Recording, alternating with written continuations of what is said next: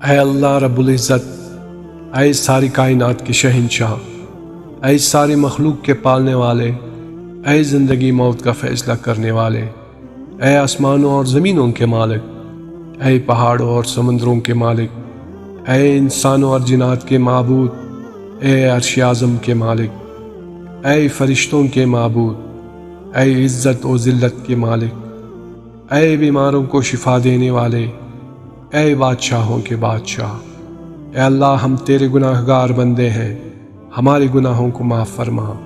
اے اللہ ہم اپنے اگلے پچھلے صغیرہ کبیرہ سبھی گناہوں، خطاؤں اور نافرمانیوں کی معافی مانگتے ہیں۔ اے اللہ ہم گناہ گار ہیں، سیاکار ہیں، بدکار ہیں، تیرے احکام کے نافرمان ہیں، ناشکرے ہیں، لیکن میرے معبود تیرے نام لیوا بندے ہیں، تیری توحید کی گواہی دیتے ہیں۔ تیرے سوا کوئی عبادت کے لائق نہیں ہے، تیرے سوا کوئی بندگی کے لائق نہیں، تیرے سوا کوئی تعریف کے لائق نہیں۔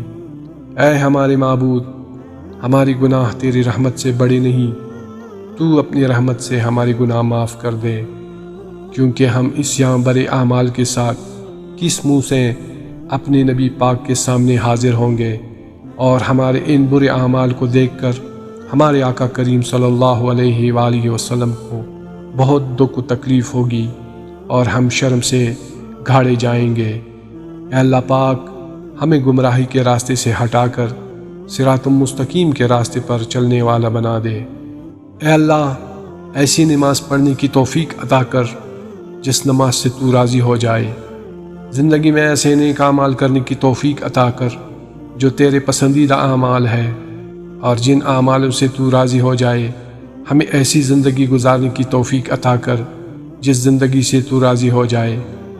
ایمان پہ زندہ رکھ اور ایمان پہ ہی موت عطا کر۔ اے اللہ، ہمیں خلوص نیت سے تیرے احکام کی فرمان برداری کرنے والا بنا، اور تیرے پیارے حبیب حضرت محمد صلی اللہ علیہ وآلہ وسلم کے نیک اور پاکیزہ آداب کو اپنانے والا بنا دے۔ اے اللہ، ہماری پریشانیوں کو دور کر دے۔ اے اللہ، جو تیرے بندے گھروں میں، ہسپتالوں میں اور جس بیماری میں مبتلا ہے انہیں شفائی کاملہ عاجلہ نافعہ عطا فرما۔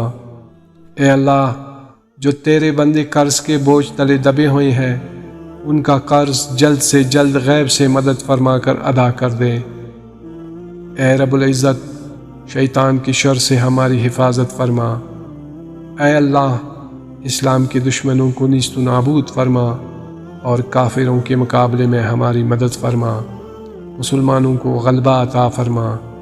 اے اللہ، حلال رزق کمانے کی توفیق عطا فرما۔ اے پروردگار عالم، ہمیں تجھ سے مانگنا نہیں آتا، لیکن تجھے دینا تو آتا ہے، تو ہر چیز پر قادر ہے۔ اے اللہ، جو مانگا وہ بھی عطا فرما، اور جو مانگنے سے رہ گیا وہ بھی عطا فرما، تو بہتر جاننے والا ہے۔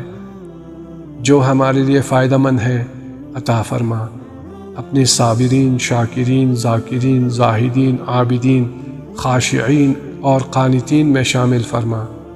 ہماری دعا اپنے رحم سے، اپنے کرم سے قبول فرما، اور جو اس دعا کو آگے بڑھا رہا ہے اس کی ساری پریشانیوں، تکلیفوں اور بیماریوں کو دور فرما، اور صحت و تندرستی عطا فرما۔